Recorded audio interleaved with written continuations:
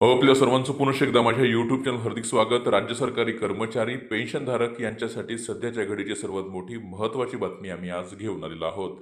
राज्य सरकारी कर्मचाऱ्यांचा महागाई भत्ता 53%, सोबतच 7वा वेतन आयोगाच्या त्रुटी या संदर्भातल्या 2 अत्यंत महत्त्वाच्या अपडेट देणारा आजचा हा संपूर्ण व्हिडिओ आहे. काय संपूर्ण व्हिडिओ आहे, कोणत्या कर्मचाऱ्यांसाठीचा आहे, कशा संदर्भातल्या ह्या महत्त्वाच्या अपडेट आहेत ते पाहण्यासाठी विनंती एकच की व्हिडिओ हा शेवटपर्यंत पाहावा. तसंच याआधी जर आपण आमचं यूट्यूब चॅनल सबस्क्राईब केलं नसेल तर निश्चितच चॅनलला सबस्क्राईब करा. समोरील बेल आयकॉनला सुद्धा क्लिक करा, म्हणजे नवीन व्हिडिओचे नोटिफिकेशन आपणास नेहमीच मिळत राहतील. राज्य सरकारी कर्मचाऱ्यांना 7वा वेतन आयोग सुरू आहे आणि या 7व्या वेतन आयोगानुसार 50% एवढा महागाई भत्ता मिळत आहे, परंतु तो 53% करण्यात यावा अशी मागणी आता सरकारी कर्मचारी करत असताना दुसरीकडे मात्र केंद्रीय कर्मचारी 8व्या वेतन आयोगाची प्रतीक्षा करत आहेत आणि 8व्या वेतन आयोगाच्या हालचालींना सुरुवात झाली आहे अशी सुद्धा माहिती आता समोर येत आहे.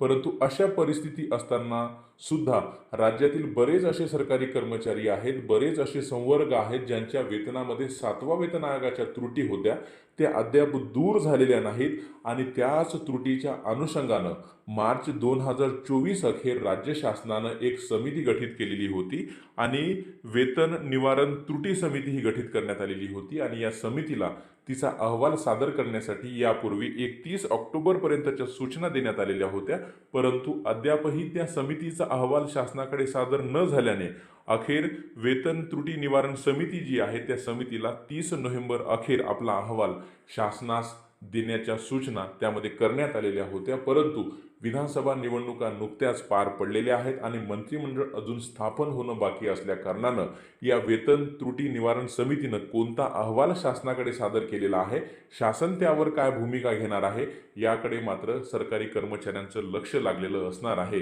वेतन निवारण त्रुटी समितीनं शासनाला काय अहवाल सादर केला याकरता आपल्याला अजून काही काळ प्रतीक्षा करावी लागणार आहे, कारण की मंत्रिमंडळ स्थापन झाल्यानंतर कॅबिनेटच्या बैठकीमध्ये हा प्रस्ताव मान्य झाल्यानंतरच सर्वांसाठी तो समोर येणार आहे आणि त्यानंतरच कोणत्या राज्य सरकारी कर्मचाऱ्यांच्या वेतन त्रुटी दूर झाल्या आहेत हे आपल्याला पाहायला मिळणार आहे. आजच्या दिवसातली दुसरी महत्त्वाची जी अपडेट आहे ती महागाई भत्त्या संदर्भातली आहे आणि ही कोणत्या कर्मचाऱ्यांसाठीची आहे ती आता आपण पाहणार आहोत. ही दुसरी जी अपडेट आहे ती महागाई भत्त्या संदर्भातली आहे.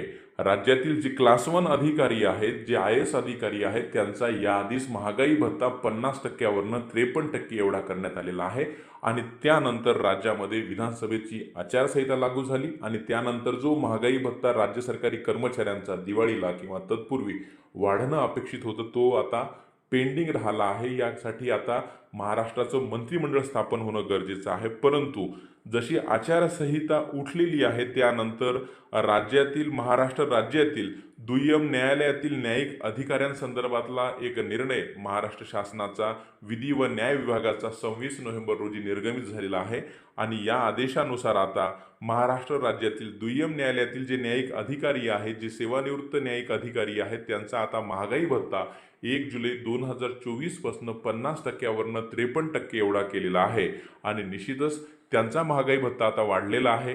आता इतर जे राज्य सरकारी कर्मचारी आणि सेवानिवृत्त कर्मचारी आहेत त्यांना जी प्रतीक्षा लागलेली आहे 53% महागाई भत्त्याची, त्यासाठी आता निश्चितच 5 डिसेंबरचा जो काही शपथविधी आहे तो आपल्याला पार पडल्यानंतर आपल्याला त्याची वाट पाहावी लागणार आहे.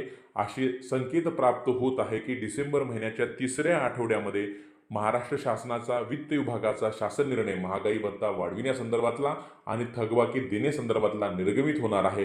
त्यामुळे निश्चितच आपण अशी अपेक्षा बाळगूया की डिसेंबर महिन्याच्या वेतनासोबत वाढलेला महागाई भत्ता सोबतच जुलै ते नोव्हेंबर ही 5 महिन्याची थकबाकी आपल्याला मिळेल. रोज नवीन असेच महत्त्वपूर्ण निर्णय बातम्यांसाठी चॅनलला सबस्क्राईब करा. धन्यवाद.